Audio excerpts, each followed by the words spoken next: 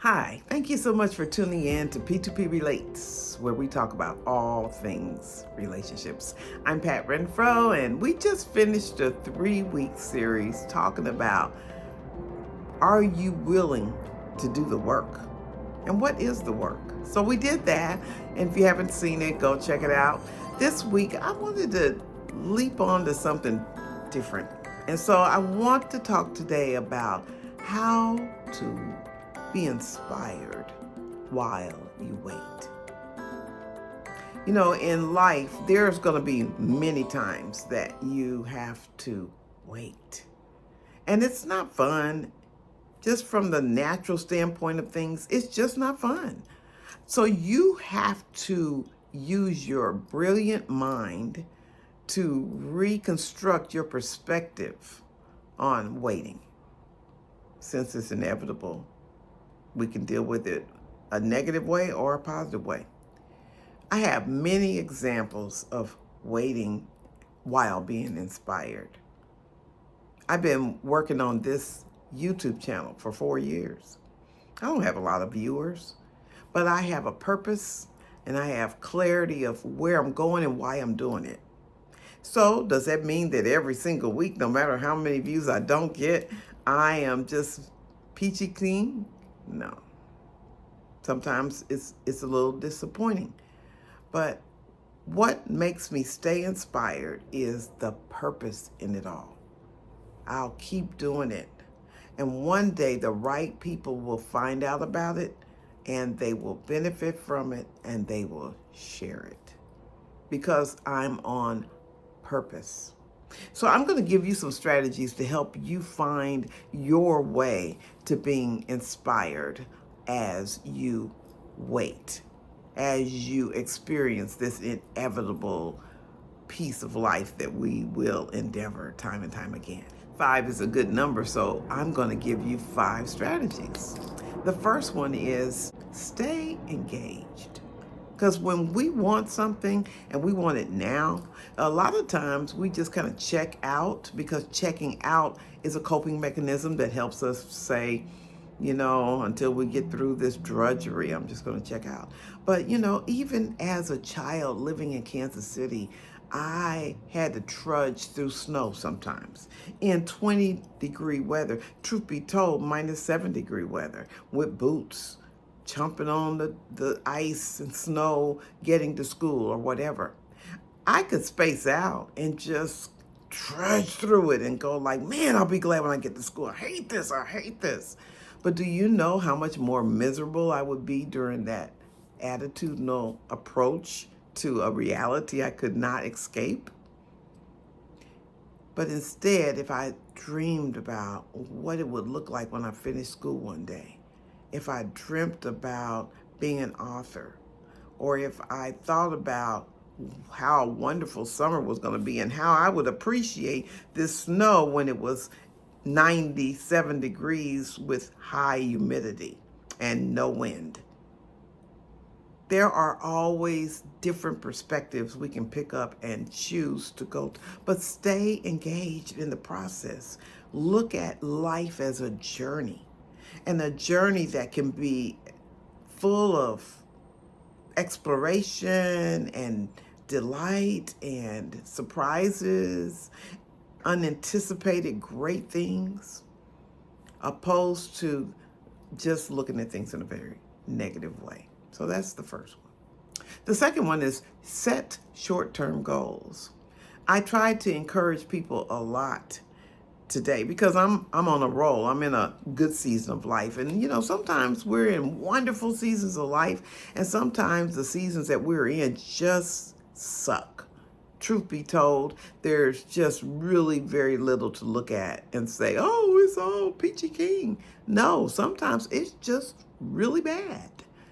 But if you can set some short-term goals for what it is you're trying to accomplish in the midst of this waiting period, it can make all the difference in the world, because as soon as you set those goals, short-term means we're not talking about 5 years from now, 10 years from now. No, we're just talking about in the next 6 months maybe. What is it I hope to accomplish? Or what destination am I trying to get to? Maybe I'm in school and school is really hard. Maybe I picked a little bit too many difficult classes all at one time. What short-term goals can I make? Like, can I make a better grade next week? Can I study a little differently? Can I get with a mentor or a tutor or something to overcome this stuck spot that I'm in? Because I want to make at least a grade level higher on the next test than I did the time before. Maybe I need to hang out with some of the students that aren't struggling in that area. Okay, enough of my suggestions. I get on the roll. But set your short-term goals. Right now, I'm starting a new business, and there's so many things to do. And sometimes it gets discouraging when you're waiting on cash to come or you're waiting for an answer so that you can be approved to do this or do that. Maybe you're waiting on a customer or a particular client that said they would do something and they're not following through. Or you're waiting on a vendor who's got a service that he's giving you, but it hasn't come through yet. What are your short-term goals? What is it you could be doing in the meantime while you're waiting? Because I guarantee you, if the person were to show up right now or the service were to manifest right now, you probably, most likely, would have some aspects of it you wouldn't be ready for. Sometimes we fret because we get in our minds that this thing has to go this way because if it doesn't, it's going to hold us up and we're going to be da da da da. But the reality is, did we prepare fully? Are we really as ready for something as we think we are? Or are we just being impatient or pessimistic about a thing? Maybe the waiting, the preparation, all that is getting you ready for the ultimate place you like to be in. Very important to consider. I kind of hit on this a little bit, but the third one is seek inspiration. Look at ways to get inspired during the wait. While you're waiting, there's probably a reason that you have to wait, that you need to wait. So while you're waiting, even if you're trying to lose weight and you thought this week for sure with all the sacrifices you made, you were going to reach that 5-pound loss, and you get on the scale and you're still where you were last week. Rather than fret, how about imagining that one day you won't be doing all that because one day you would have learned to eat better. And one day you'll be getting into that next size down with ease. And you won't be pulling your buttons together trying to make it come together. One day. And that one day is worth waiting for because you're going to get to that short-term goal. You're going to see that vision that inspired you, and you won't need to be inspired in that area anymore. You'll be moving on to the next. So be inspired with hope. Hope, give yourself hope. Give yourself that place that says, you know what, at least I'm working toward it. You know what, I'm going to look back one day and I'm not going to be where I am today. Because I can look back now and see that I am not today where I was 2 years ago, 5 years ago.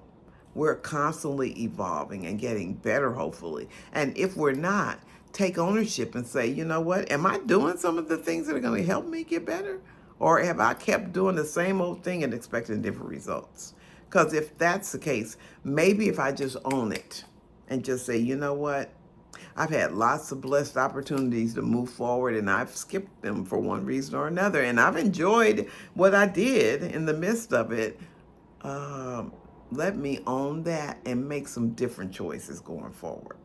So important to do. That'll keep you inspired. All of it's kind of interconnected. So forward, pursue a positive mindset because you can pursue a negative mindset. And what will that do for you? That'll put you in a very negative place. I, over the years, and even in recent times, have met people who have chronic illnesses and they're going through a lot, but they have such positive attitudes. They just might as well. They're stuck for now with this particular affliction, so they can either be down and just go down and go deeper, or they can stop and say, I'm still breathing. I can walk, I can talk, I can think, or whatever it is they can still do. Because that propels them day after day. to move on to the next step. But if we get to looking at our current situation, and even if we look back and say, but it's been going on for so long, maybe it'll go on a little longer as you fret instead of being grateful. That positive mindset is so critical. It will propel you. It will inspire you. It will energize you. I'm a part of a group where every day we're encouraged. I don't do it every day, but we're encouraged every day to write down a list of things we're grateful for. I'm grateful that I can look out my window during the day and have the most beautiful view. Okay, you might sit there and say, well, I don't have a view. I barely have a window without standing up. I have to look out and I'll see another building across the street. But you're in a building. You're not on the street sitting on a black garbage bag. There's always something to be thankful for, to be grateful for. Because no matter what you're dealing with, as long as you're breathing, it could be worse. And it doesn't seem like it when you're going through. It seems like, no, this worse is enough. But the reality is our minds can give us the power to spiral up and go into a higher level of thinking instead of staying down low and then going lower because we're fretting, because we're angry, because we're resentful, because we're hopeless. Don't do it to yourself. You're really doing it to yourself. Your brain is powerful enough that you can stop and look around and say, you know what? I am blessed in this way or that way or that way. I'm not 6 feet under. And the final thing, mindfulness and meditation. When you can manage your mind and you can choose to meditate on positive things, I'm telling you, it can redirect your path. You can wake up every day mad that you got to get up because you're tired and you don't like your job. Or you can wake up every day saying, hey, first of all, I woke up. Second of all, I can actually think about it. Third of all, I can maybe say hello. Some people can't talk and won't ever talk again. And those people will have to find something else to be inspired by. Life is a choice, all of it. Now we don't have a choice about what happens to us, but we always have a choice about how we respond and what choices we can make as we go forward to maybe have a better projection, a better outcome. And if we take responsibility and we say, if I really think about it, I did make this choice or that choice about this particular thing, or I'm in this situation and that's all I got. So I hope that this inspires you, maybe encourage you to either play this again and pick up some of these points, or go and search on YouTube for some other people talking about how to be inspired when you're waiting. I don't care what it is you're waiting for. It could be a husband, a mate. It could be a job or a promotion. It could be graduating, losing weight, securing more income, getting out of debt. Whatever it is, how you manage your thinking around it, which is basically all 5 of these things, is going to make all the difference as to how long your season is, how difficult it is, how dark or not dark it is. It's all about you managing your perspective. Hit that subscribe button, tap the bell so you get notified when I post every Friday. Thank you so much. You have a good week, and I will be back at you, God willing, next Friday. Bye.